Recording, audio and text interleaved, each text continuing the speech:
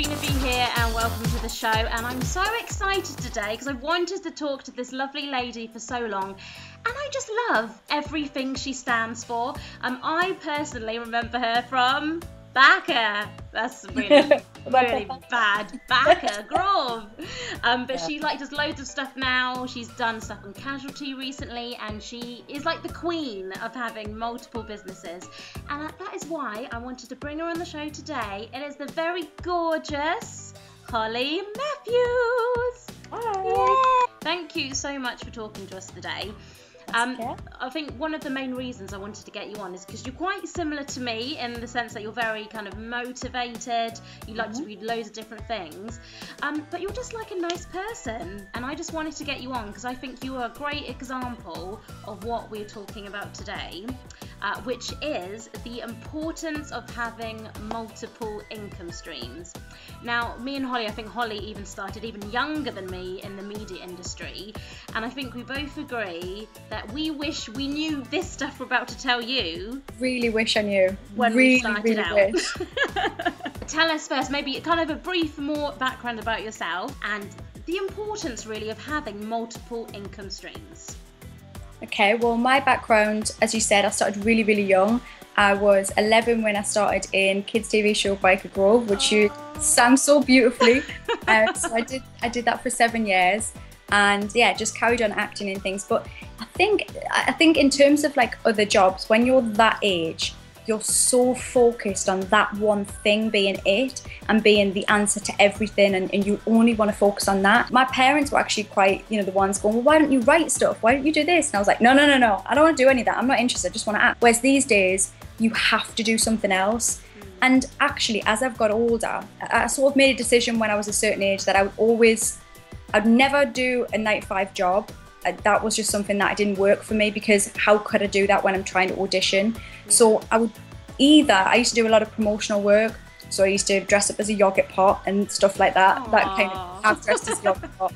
It's quite good money, so I'm not dressed as a yogurt pot. If you see people dressed as a yogurt pot, don't laugh at them. Just know that they're on good money and get free yogurt as well. So I did all that kind of stuff, and I always like to keep it very varied, because as an actor, I just think, and it's the same with you as a presenter, the more things you know about, the more you can talk about, the more you can pretend to be, whatever it is, you bring something more to the table. I see so many actors, and anyone that I mentor, I always say to them, just have other stuff going on, because you don't want to be a boring actor. You don't want to be a boring performer that all you can do is go, oh, I went to drama school, and then I went to stage school, la la la. Well, what else have you got to talk about? Nothing, just dancing and acting. Well, brilliant. Well, do you know what? People in the real world don't really just care about that. And I think that's one of the things that I wish I'd understood slightly earlier, but I did get it. I did eventually understand that that was something, and certainly since having children, I've realised even more, you have to create your own reality. You have to create a job that maybe isn't there. Yeah. And if people tell you it's not there, and you look at what you want. For me, I want freedom, time to be around family.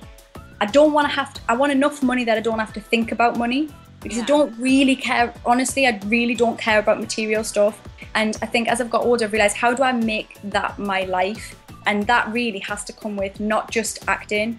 It has to come with doing many different things to create that. I love what you said. I think that is the key, isn't it? To kind of really, it's kind of like sitting down with yourself and focusing, what do you want from your life? And then just planning around that. And there is another mindset. You don't have to just go, well, that's what people do, so we do 9-to-5 jobs.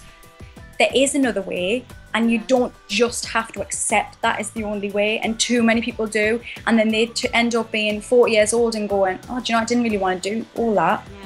Oops. I think you talked about kind of luck there, but I don't really like the word luck, because no, I don't really believe in luck. Some people might look at Holly, you, and think, oh, but she's so lucky, like she was acting in Biker Grove and then she did this and this, but you've actually created that yourself. Yeah, so I agree with you. I don't believe in luck either. The only real luck in life is whatever you're born into, and that's sheer pot luck. At 10 years old, I wrote to Biker Grove and I drew them a picture of myself. And I said, I am Holly and I am an actress. Because that's what I believed. And God knows why they got me in, but But that was authentic. No one out there probably like, hey, someone's actually drawn us a picture. I definitely drew a picture of myself. Definitely did.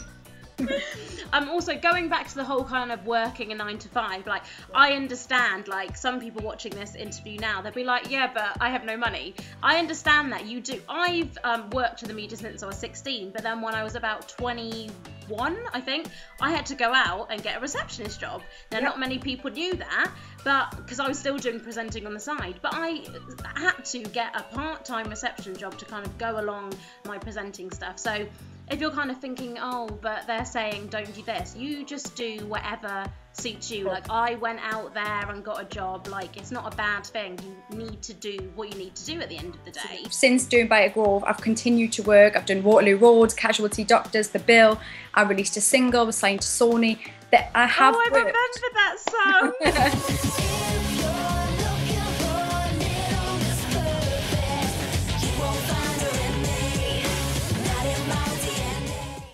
No, but I remembered that. Do you know what? It was a good little pop song. I didn't write it, but it was a good pop song. Exactly. So I think a lot of celebrities and people who are in the media have started to realise that, do you know what? If you like something, why don't you do it as a network marketing type of thing? Become a distributor of that product and you'll get paid for that. And that's kind of where I'm at. I mean, my circumstances life-wise, some people might know who follow me on Facebook and Twitter, but unfortunately my husband was diagnosed with brain cancer in February, and although yes I may seem balanced and stuff, that I certainly am very balanced about it. Obviously it's been a real upheaval and a real challenge for the family, and that's meant that for me, certainly right now, the acting's really had to go out the window. I want to be at home, I need to be close to the family, and so for me it kind of endorsing and now becoming a distributor of the Forever Living products, which are all natural aloe vera based products, has been something that's come at a great time for me. I think it's so amazing how you are staying strong, and I think there should be an inspiration for everyone watching this as well, that things unfortunately, and it really is really unfortunate that things do happen in people's lives, and you do have to keep going in some way, and like you're showing all of us, it's amazing that you just are staying focused, staying balanced, and getting all these multiple income streams as well. Like you said, like you've toned down your acting now, but if you didn't have all these other income streams that you could do from home, do from your computer, do in your local area, what would you be doing now? What would you do if you were just entering the industry again? Okay, well, personally, I would try and get into property. I know that seems like a far-fetched thing, but if you can save up some money, and not necessarily, you know, certainly for you down south, it's more expensive down south, but that doesn't mean you have to buy down south. Like, if you think slightly outside of it, if you can create yourself a deposit of some description and save, and that might be through a proper job, depending on what it is, or maybe you get an acting job, don't just dwindle that in excitement. Use that, put that down on a property. Property's a really nice one to create a revenue without doing anything. Or I would say really early on, I would have set up my own film company and done it from scratch myself, and not concentrated on waiting for somebody else to create me a role, but getting stuff out there myself sooner, way sooner, and showing people what I could do sooner, rather than waiting for somebody to allow me to do that. It's like you said, create your own stuff. So if you've just got that radio job, think about creating your own podcast as well to go alongside it, because then, you know, this does happen in the media industry. You might be taken off your show or got sacked one day for having low ratings. Nothing to do with you. You might be a lovely person, but it might just happen. So if you get your radio show taken away, you're going to have nothing. So at least then you might have your podcast that have already created a fan base. So it's creating YouTube, I mean, YouTube's such a great one as well. You know, you can now get revenue from that. If you can create enough, you know, interest in blogging and things like that, you know, yourself, you can create that, you can use, and any little platform that you get, don't underestimate what you've got there. I underestimated myself as a business early on. I didn't understand that creative people don't think of themselves as a business. They think of themselves as artistic, and they just want to be free and all that. But that's all well and good, but it won't make you money, and you need money to be able to be creative. That's the truth of it. I would just wish someone had said, just don't be so fearful. It doesn't matter. If you do something outside of acting, people won't think, oh, she's not an actor anymore. They won't care, especially not now. They just won't. And even if they do care, so what? Like, stuff them. Like, this is your life, so just do whatever you need to do.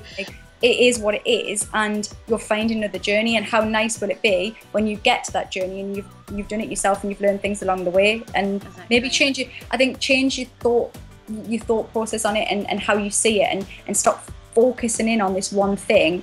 Otherwise, you're just going to be disappointed. Once you do that, then you can relax and then actually look out your window and see what's going on in the world. I think that is perfect what you just said, and it's the whole thing of just live your life, just be happy. And I think it might take some people a while to get there, because even with me, I think I struggled for maybe a year when I was doing bits and bobs of jobs in and out. And I didn't want to get a receptionist job, because I thought everyone knows me as this presenter. I was like, I can't do that. But then I got to that mentality of like, who cares? Like, I need money. Who cares if I'm a receptionist? And funny enough, that receptionist job has actually led to other jobs in the media. Like my connections I made there, who would have thought, from receptionist jobs? So you never know where it can lead. So do lots of different things, and you genuinely, that is a really good tip. You genuinely don't know if you're sat just mixing with media people all the time. You'll never know what other things might come along. And in Newcastle, we say shy Ben's getting out. Shy Ben's getting out. Okay, does that mean shy girls get nothing? Is that the translation? Well, strictly speaking, Ben's is kids, but it just means, basically shy people get nothing. So if you don't speak up, you won't get anything. You'll sit quietly with your ideas in your mind, and you'll take them to your grave. So speak up. It's more.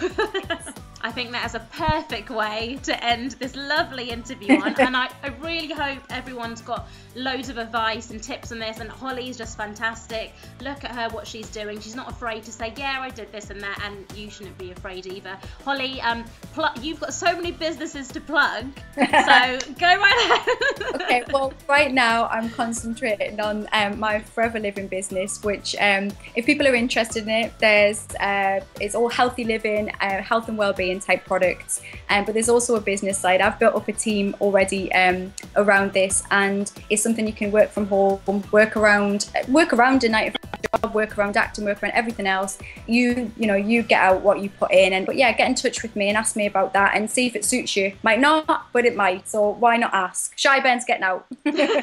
So thank you so much to Holly. Don't forget to subscribe to the channel, and yeah, we will see you very soon. So thanks, Holly.